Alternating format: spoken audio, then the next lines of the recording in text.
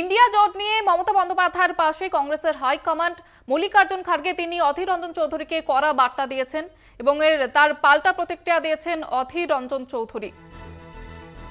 মল্লিকার্জুন খার্গে তিনি অধীর রঞ্জন চৌধুরীকে কড়া বার্তা দিলেন এবং অধীর রঞ্জন চৌধুরী তিনি বলছেন যে তৃণমূল বিজেপি আঁতাত, অভিষেকের বিরুদ্ধে নরম প্রার্থী কেন, এমনটাও তিনি প্রশ্ন তুলেছেন। অধীরের মমতা বিরোধিতায় ক্ষুব্ধ হাইকমান্ড, অধীরের জন্যই বিড়ম্বনায় জাতীয় কংগ্রেস এবং তারপরেই কিন্তু দেখা যাচ্ছে মল্লিকার্জুন খার্গে কংগ্রেসের সভাপতি তিনি কড়া বার্তা দিয়েছেন অধীর রঞ্জন চৌধুরী। অন্যদিকে অধীরের মুখে ফের তৃণমূল বিজেপি আঁতাত, অধীরের বিরুদ্ধে অভিষেকের বিরুদ্ধে নরম প্রার্থী কেন, এমনটা প্রশ্ন তুলেছেন অধীর রঞ্জন চৌধুরী।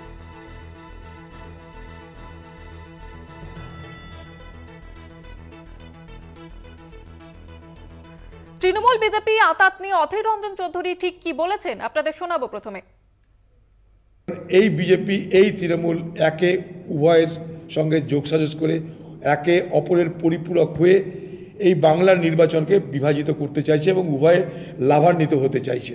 অতএব এইসব কথা দ্বারা কেউ প্রভাবিত হবেন না। কোথায় বাপ বেটা বলছে, তো বাপ বেটার বিরুদ্ধে কোনো ব্যবস্থা হয়নি কোনোদিন। কোথাও খোকাবাবুর কথা বলছে, খোকাবাবুর বিরুদ্ধে জবরদস্ত কোনো প্রার্থী হলো না, খোকাবাবুর বিরুদ্ধে কোনো শক্তিশালী প্রার্থী হলো না কেন বিজেপির পক্ষ থেকে, জানতে চাই আমরা। বিজেপিতে এত নেতা মন্ত্রী শান্তি আছে, তো খোকাবাবুর বিরুদ্ধে নরম প্রার্থী হলো কেন? এটার মধ্যে দিয়ে কি ইঙ্গিত দিচ্ছে? ইঙ্গিত স্পষ্ট, সমঝোতা। অ্যাসাইনমেন্ট হেড দিব্যেন্দু ঘোষ রয়েছেন আমাদের সঙ্গে টেলিফোন লাইনে। দিব্যেন্দু দা, যেমনটা অধীর রঞ্জন চৌধুরী তিনি কিন্তু আবারও তৃণমূল বিজেপি আঁতাত নিয়ে মুখ খুললেন, এমনকি অভিষেকের বিরুদ্ধে কেন নরম প্রার্থী তিনি কিন্তু এমন প্রশ্নও তুলেছেন। দেখো, প্রথম থেকে ভোটের আগে থেকেই যখন প্রার্থী ঘোষণা হয়নি তখন থেকেই এবং খুব পরিষ্কারভাবে আমরা দেখেছিলাম যে পঞ্চায়েত ভোটের পরে মমতা বন্দ্যোপাধ্যায় সরাসরি অভিযোগ করেছিলেন তৃণমূল এই কংগ্রেস এবং বিজেপির বিরুদ্ধে আঁতাতের অভিযোগ। যখন শুধু তাই নয়, সাগরদিঘিতে যখন ভোট হয়, আবার সাগরদিঘিতে যখন উপনির্বাচন হয়, সেই উপনির্বাচনের পরেও কিন্তু এই আঁতাতের অভিযোগ তুলেছেন মমতা বন্দ্যোপাধ্যায়। এবং কোথাও একটা অধীর চৌধুরী বারবার করে যে বিষয়টা সামনে আনছিলেন, অধীর চৌধুরী বারবার করে যে খুব পরিষ্কার করে যেটা বলছিলেন যে এই রাজ্যে তৃণমূল এবং বিজেপি তাদের মধ্যে একটা আঁতাতের অভিযোগ তিনি তুলেছেন এবং তৃণমূল বিজেপি একসঙ্গে কাজ করে, যে কারণে কংগ্রেসকে বাঁচানোর জন্য, কংগ্রেসকে এই রাজ্যে বাঁচানোর জন্য তার যে বিরোধিতা, সেই বিরোধিতা তিনি করবেন। সেখানে সেই বিরোধিতার মধ্যে কিন্তু কোনো ব্যক্তি বিরোধিতা নেই, সবটাই কিন্তু নৈতিক বিরোধিতা। এবং এই জায়গায় দাঁড়িয়ে মমতা বন্দ্যোপাধ্যায় ভোটের মধ্যেই কিন্তু যে স্পষ্ট একটা বার্তা দিয়েছেন যে 24-এর ভোটে বিজেপিকে হারিয়ে ইন্ডি জোট তারা ক্ষমতায় এলেও তিনি বাইরে থেকে সমর্থন করবেন। কেন মমতা বন্দ্যোপাধ্যায় বাইরে থেকে সমর্থনের কথা বললেন সেটা নিয়েই কিন্তু ইন্ডি জোটের যে শরিক তাদের মধ্যে কিন্তু একটা কোথাও ধোঁয়াশা তৈরি হয়েছে। মমতা বন্দ্যোপাধ্যায় অন্যতম শরিক যে জোটের, সেই জোটের মধ্যে মমতা বন্দ্যোপাধ্যায় কেন থাকবেন না সরকার গঠন করলে, কেন বাইরে থেকে সমর্থন করবেন? এবং এই বাইরে থেকে সমর্থনের কথা বলে মমতা বন্দ্যোপাধ্যায় কি অন্য কোনো ইঙ্গিত করছেন? আসলে কংগ্রেসের দিকেই কিন্তু পুরো যে তীরটা বা কংগ্রেসের দিকেই পুরো বিষয়টা কিন্তু ঘুরে যায়। কোথাও একটা এই কংগ্রেসের সঙ্গে যে জোট এবং এই রাজ্যে কিভাবে জোট হবে, কিভাবে তারা লড়াই করবে, সেই লড়াইয়ের জায়গা থেকে কিন্তু কোনোভাবেই আসন সমঝোতার জায়গায় পৌঁছতে পারা যায়নি। এবং মূলত অধীর চৌধুরীর জন্য কিন্তু সেই সমঝোতা হয়নি এবং তৃণমূল কংগ্রেস মমতা বন্দ্যোপাধ্যায় 42 আসনে প্রার্থী দিয়ে পরিষ্কার করে দিয়েছেন এই রাজ্যে তৃণমূল কংগ্রেসের যে লড়াই, বিজেপির সঙ্গে লড়াই, কংগ্রেসের সঙ্গে লড়াই, সিপিএম এর সঙ্গে লড়াই।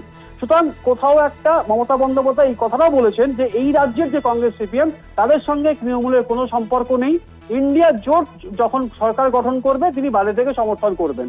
কোথাও একটা ইন্ডিয়ার যে কংগ্রেসের যে হাইকমান্ড, সেই হাইকমান্ডের কাছে কিন্তু এই বার্তাটা বারবার করে খুব স্পষ্ট হচ্ছে এবং খুব জোরালো হচ্ছে যে মমতা বন্দ্যোপাধ্যায়কে ছাড়া ইন্ডিয়া জোটের যে সরকার, সেই সরকারে কিন্তু যে শক্তিশালী সরকার গঠন করা সম্ভব নয়। এবং মমতা যেভাবে নরেন্দ্র মোদী এবং বিজেপি বিরোধিতা করে আসছেন তাতে তাকে অন্যতম শরিক হিসাবে মমতা বন্দ্যোপাধ্যায়কে রাখতে হবে। কিন্তু যদি একতরফা ভাবে অধীর চৌধুরী তৃণমূল কংগ্রেস মমতা বন্দ্যোপাধ্যায় এবং অভিষেক বন্দ্যোপাধ্যায়কে আক্রমণ করে চলেন, তাহলে মমতা বন্দ্যোপাধ্যায় কিন্তু অন্য সিদ্ধান্ত নিতে বাধ্য হতে পারেন। সেই জায়গায় দাঁড়িয়ে মল্লিকার্জুন খার্গেকে বলতে হচ্ছে, কংগ্রেস হাইকমান্ডকে বলতে হচ্ছে, অধীর চৌধুরী এই ব্যাপারে সিদ্ধান্ত নেবার কেউ নন।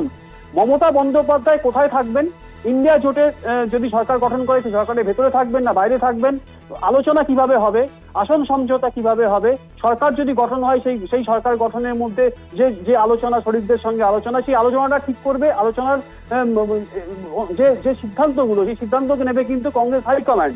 সেই সিদ্ধান্ত নেবে সোনিয়া গান্ধী, সেই সিদ্ধান্ত নেবে রাহুল গান্ধী, প্রিয়াঙ্কা গান্ধী, মল্লিকার্জুন খাড়গেরা। অধীর চৌধুরী কিন্তু সিদ্ধান্ত নেওয়ার কোনো জায়গা নেই। অধীর চৌধুরী প্রদেশ কংগ্রেস সভাপতি, অধীর চৌধুরী লোকসভায় বিরোধী দলনেতা। সুতরাং অধীর চৌধুরীর যে গুরুত্ব কংগ্রেসে যথেষ্ট পরিমাণে আছে, কিন্তু মমতা বন্দ্যোপাধ্যায় বা শরিকরা কোথায় থাকবে এবং শরিকরা এই ইন্ডি জোট সরকার গঠন করলে কিভাবে শরিকরা তার শরিক হবে, সেই ব্যাপারটা কিন্তু কংগ্রেস হাইকমান্ড ঠিক করবে। মমতা বন্দ্যোপাধ্যায়ের সঙ্গে কংগ্রেস হাইকমান্ড বসবে, সোনিয়া গান্ধীর সঙ্গে কথা হবে, মল্লিকার্জুন খাড়গের সঙ্গে কথা হবে। কারণ এই মল্লিকার্জুন খাড়গেকে ইন্ডিয়া জোটের যে প্রধানমন্ত্রী মুখ করার যে প্রস্তাব, সেই প্রস্তাবটাও কিন্তু মমতা বন্দ্যোপাধ্যায় দিয়েছিলেন। সুতরাং মমতা বন্দ্যোপাধ্যায় যে অন্যতম শক্তিশালী এবং অন্যতম গুরুত্বপূর্ণ একটা অংশ, সেই অংশটা কোনোভাবেই ভাঙতে দেওয়া যাবে না। অধীর চৌধুরীর একক বিরোধিতায়, রাজ্যে একক বিরোধিতা, অধীর চৌধুরীর যে তীব্র বিরোধিতা, সেই বিরোধিতায় মমতা বন্দ্যোপাধ্যায় অন্য জাতের সিদ্ধান্ত নিতে বাধ্য না হন, তাহলে কিন্তু সেই জায়গায় দাঁড়িয়ে কিন্তু কংগ্রেস হাইকমান্ডকে এই সিদ্ধান্ত নিতে হচ্ছে যে অধীর চৌধুরীর কোনো বক্তব্য এই বিষয়ে, ইন্ডি জোটের বিষয়ে, অবস্থানের বিষয়ে এবং ইন্ডি জোটের যে শরিক তাদের যে অবস্থান, তারা কিভাবে থাকবে, কিভাবে যদি সরকার গঠন হয়, যদি বিজেপিকে হারিয়ে ইন্ডি জোট সরকার গঠন করে, তাহলে তার অবস্থান কি হবে, সবটাই কিন্তু সিদ্ধান্ত নেবে হাইকমান্ড।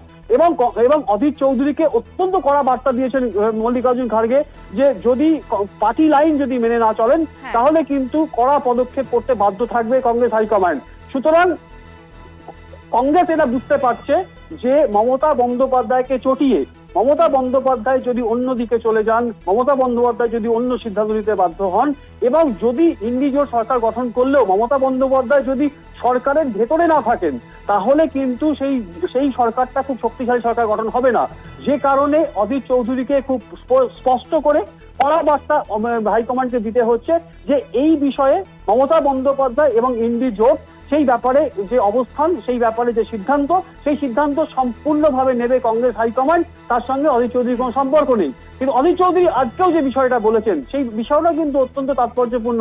তিনি আবার কংগ্রেস, এই তৃণমূল কংগ্রেস এবং বিজেপির বিরুদ্ধে একটা আঘাতের অভিযোগ করেছেন। তিনি বলেছেন ডায়মন্ড হারবারে অভিষেক বন্দ্যোপাধ্যায়ের বিরুদ্ধে যে প্রার্থী দিয়েছে বিজেপি, অর্থাৎ অভিজিৎ দাস, তিনি শক্তিশালী ক্যান্ডিডেট নন। তিনি আমাদের সঙ্গে থাকো। আমাদের সঙ্গে এই মুহূর্তে রয়েছেন তৃণমূল মুখপাত্র শান্তনু সেন।